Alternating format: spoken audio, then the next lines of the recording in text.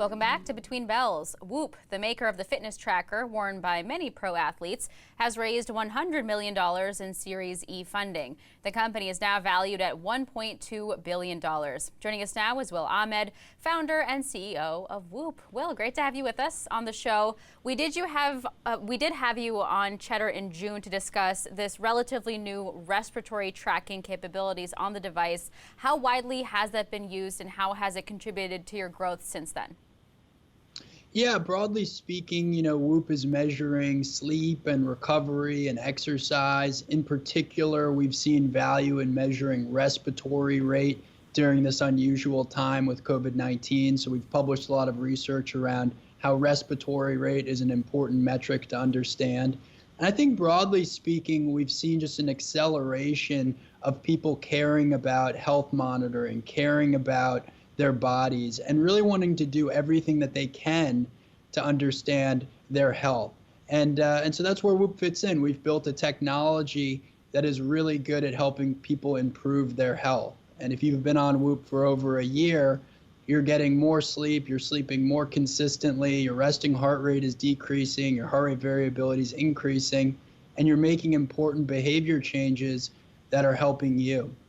Yeah, well, you laid out some of those results on your website. I'm seeing also your users have gotten better sleep, fewer injuries, smoother travel even. How does having this kind of results-oriented mindset help your users achieve their goals in ways they might not be able to, say, with other fitness tracking devices? Yeah, I think the single biggest thing that Whoop does that other products don't do is it gives you actionable feedback to improve behavior. And we're now looking at 60 to 70 different behaviors and lifestyle decisions that Whoop members report on to help them understand how these things affect their lives. I think most people intuitively would say that their diet affects their body, but they wouldn't necessarily know positively or negatively how so. And that's where Whoop steps in, is we can show you what are positive behaviors in your life, what are negative behaviors in your life, and we can drive behavior change. And I think at the end of the day, you can only really manage what you measure. And so where Whoop is valuable is it's helping members, it's helping consumers measure all these different things in their life and therefore make positive behavior change. As you mentioned, Will, so much more focus on health tracking, especially this year.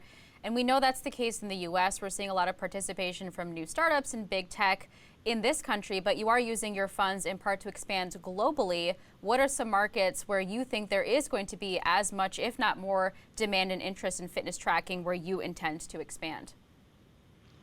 Yeah, we're going to use a lot of this new capital to expand internationally. We have a big U.S. business today. We do see potential in other English-speaking countries around the world. On a near daily basis, we're getting requests to ship to new countries. And so we're looking at that very carefully right now. I think European markets, I think the UK, Australia, those are some of the areas where we're going to be investing resources immediately. The UAE is another region that we're bullish on.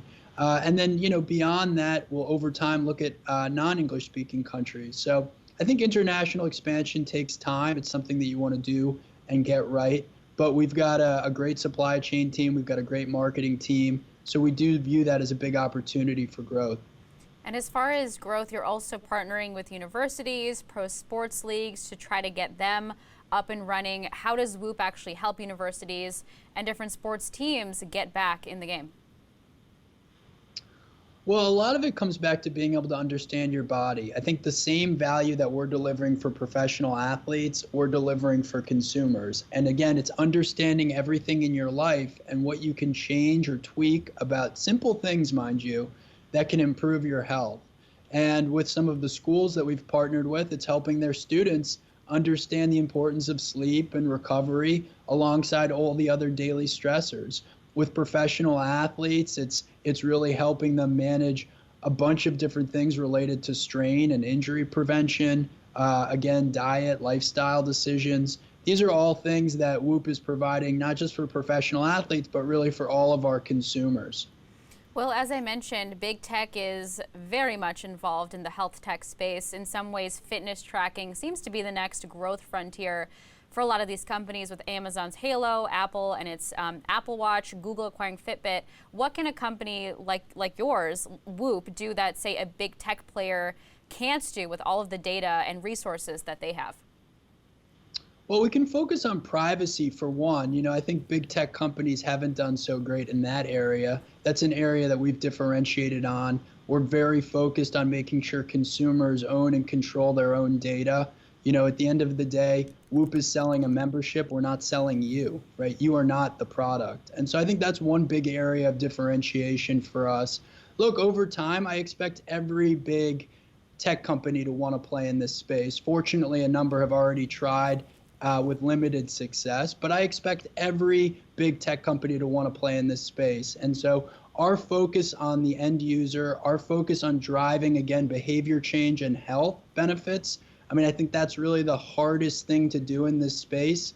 That's where we're going to win. Will, have you found that Whoop is the introductory fitness tracker or a health device that your users tend to use, or are these for people who are pretty familiar with the system and have tried out other trackers and have then turned to Whoop? It's a good question. We've seen both. I think, there have been other wearables that came before Whoop, but they failed in that they didn't drive behavior change, they didn't improve health, and therefore people stopped wearing them. And on the flip side, however, we do see people wearing Whoop alongside an Apple Watch or, say, even a Garmin product. And in some ways, Whoop is complementary to those products, too. So I would say it's a combination. As far as really understanding the human body, again, a big focus on health monitoring.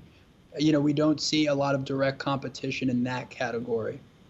All right, Will, thank you so much for your time today. That's Will Ahmed, founder and CEO of Whoop. Thanks again.